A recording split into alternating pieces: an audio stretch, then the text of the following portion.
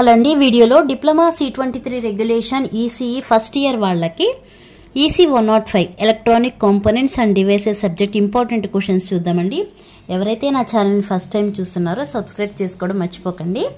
Okay, ఈ సబ్జెక్ట్కి వచ్చి మీకు మొత్తం 8 యూనిట్స్ ఉన్నాయండి. ఒక్కొక్క యూనిట్ వెయిటేజ్ ఎలా ఉంటుంది, ఎన్ని షార్ట్స్ వస్తాయి, అలానే ఎన్ని ఎస్ఎస్ వస్తాయో చూద్దాం. అలానే మీరేం ప్రిపేర్ అవ్వాలో కూడా ఈ వీడియోలో చూద్దాం. ఓకే, ఫస్ట్ యూనిట్ వచ్చి passive components, weightage 16 marks, 2 shorts 1 SA. అంటే మనకి ఎస్ఏ వచ్చేప్పటికి 10 మార్క్స్, అలానే షార్ట్స్కి వచ్చేప్పటికి ఒక్కొక్క షార్ట్కి 3 మార్క్స్ కదా. అందుకే ఇక్కడ ఏమో 2 షార్ట్స్ కాబట్టి ఇక్కడ 6 మార్క్స్, ఇక్కడ 10 ప్లస్ 6 16 మార్క్స్. ప్రతి ఒక్క యూనిట్ నుంచి అంటే 8 యూనిట్స్ నుంచి మినిమం 1 ఎస్ఏ, అలానే 1 షార్ట్ ఉంది. ఒక 2 యూనిట్స్ నుంచి మాత్రమే 2 షార్ట్స్ ఉన్నాయి. ఆ 2 షార్ట్స్ ఉన్న యూనిట్స్ ఒకటి వచ్చి ప్యాసివ్ కాంపోనెంట్స్, ఇంకోటి వచ్చి 7th యూనిట్ అనమాట ఆప్టో ఎలక్ట్రానిక్ డివైసెస్ అని ఆ యూనిట్ నుంచి. ఎస్ఎస్ మాత్రం ప్రతి ఒక్క యూనిట్ నుంచి ఒక్క క్వశ్చనే అండి. ఓకే, సెకండ్ యూనిట్ వచ్చి switches, connectors, relays and PCBs, weightage 13 marks, 1 short 1 SA. Third unit semiconductor physics. Okay, weightage 13 marks, 1 short 1 SA. Fourth unit semiconductor diodes, weightage 13 marks, 1 short 1 SA. Fifth unit bipolar junction transistor అంటే BJT అంటాం కదా, BJT weightage కూడా 13 మార్క్సే, 1 short 1 SA. Next 6th unit field effect transistor ఫెట్ అంటే weightage 13 marks, 1 short 1 SA. 7th unit opto electronic devices, weightage 16 marks అంటే 2 shorts 1 SA.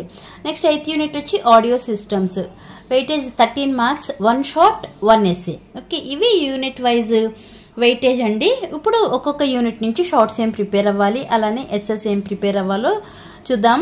ఇక్కడ మీకు చెప్పేది ఇంపార్టెంట్ క్వశ్చన్స్ అంటే మీకు ఆల్రెడీ ఫిల్టర్ చేసి ఇస్తామండి. మళ్ళీ ఇచ్చిన ఇంపార్టెంట్ క్వశ్చన్స్లో మీరు ఫిల్టర్ చేయకండి, అన్నీ చదివితేనే ఓకే మంచిగా మార్క్స్ వస్తాయి. అంతేగాని నేను ఇచ్చిన దాంట్లో ఇంత ఉంది అని మళ్ళీ మీరు ఫిల్టర్ చేశారనుకోండి, మీరు అనుకున్న స్కోర్ చేయలేరు. ఇప్పుడు ఫస్ట్ యూనిట్ నుంచి షార్ట్స్ ఏం ప్రిపేర్ అవ్వాలి, 2 షార్ట్స్ అన్నాం కదా, 2 షార్ట్స్ 1 ఎస్ఏ అని చెప్పాము కదా. షార్ట్స్ ఏం ప్రిపేర్ అవ్వాలంటే ఫస్ట్ యూనిట్ నుంచి define the terms resistance, inductance and capacitance and draw the symbols. Okay, resistance definition, అలానే inductance definition, capacitance definitions prepare అవ్వండి. వాటితో పాటు సింబల్స్ కూడా చూసుకుని వెళ్ళండి. ఇవి కంపల్సరీ అందరి స్టూడెంట్స్కి తెలిసినవే, ఇవి బేసిక్స్ కదా మన ఈసీ వాళ్ళకి. ఓకే, ఇవి ఫస్ట్ క్వశ్చన్ అందరికి తెలిసే ఉంటుంది అనుకుంటున్నాను, ఒకసారి చూసుకుని వెళ్ళండి. Next compare the features of carbon and wire wound potentiometers ఒకటి. Next define temperature coefficient of resistance ఒకటి. State the factors affecting the capacitance of a capacitor ఒకటి. నెక్స్ట్ ఫిఫ్త్ క్వశ్చన్ వచ్చేప్పటికి define dielectric constant and dielectric strength of a material.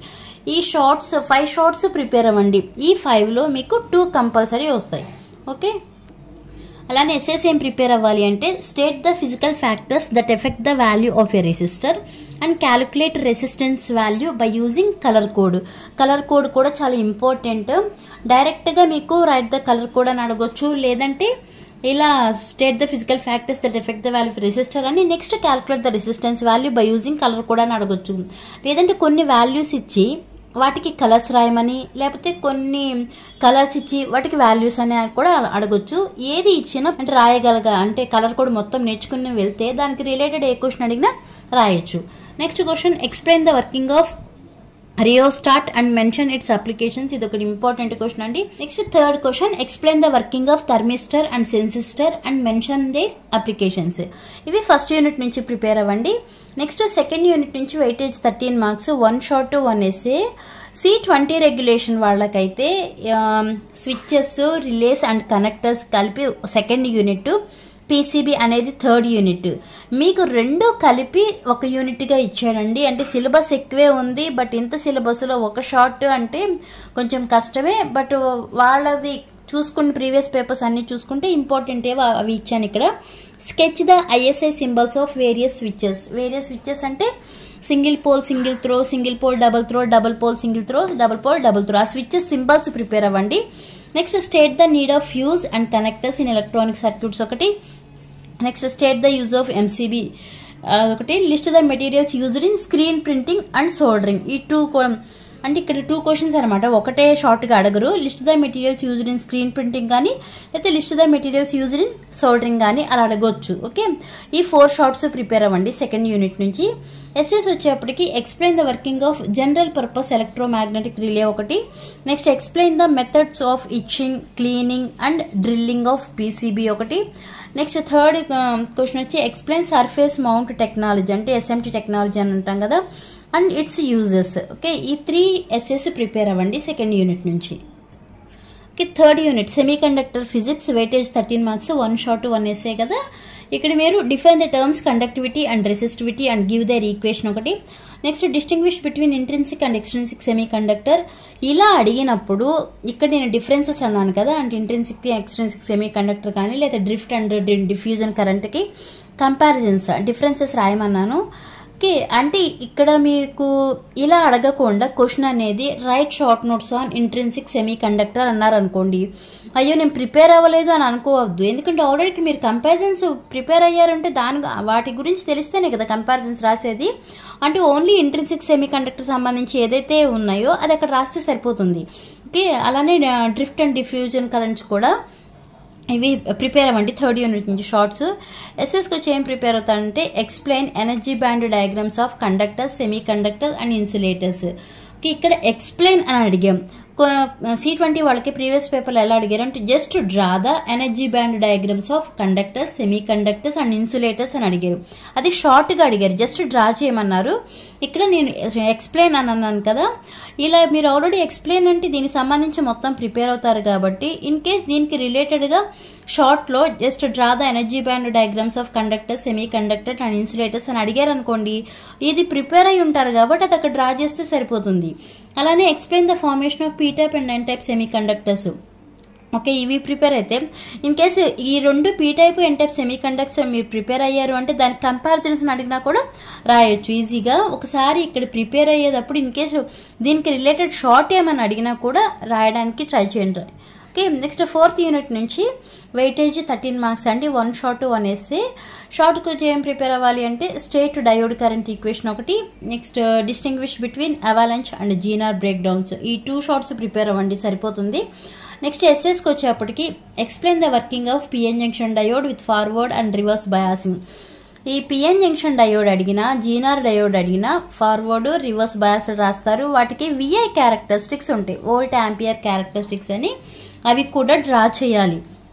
In case షార్ట్గా అడగొచ్చు, only draw the VI characteristics of PN junction diode అని, లేదా draw the VI character zener diode అని అలా అడుగుతారు కదా. ఇవి మీరు ఇక్కడ ప్రిపేర్ అయ్యారు అంటే ఇది కంపల్సరీ విఐ క్యారెక్టరిస్టిక్స్ కూడా ప్రిపేర్ అవ్వాలి. ఓకే, అలా అయినప్పుడు మాత్రమే షార్ట్గా అడిగితే ఓన్లీ విఐ క్యారెక్టరిస్టిక్స్ అనేవి డ్రా చేయొచ్చు. Next explain the construction and working of zener diode. Next explain the working principle of varactor diode and list its applications. అంటే మెయిన్గా పిఎన్ జంక్షన్ డయోడ్, జీనార్ డయోడే అడుగుతాడు. చాలా రేర్ కండిషన్లో వ్యారక్టర్ డయోడ్ అడుగుతారండి. ఈ 2 పర్ఫెక్ట్గా ప్రిపేర్ అవ్వండి. టైం ఉందనుకుంటే ఒకసారి ఈ వ్యారక్టర్ డయోడ్ గురించి చూడండి. Next 5th unit bipolar junction transistor BJT, weightage 13 marks, 1 short 1 SA.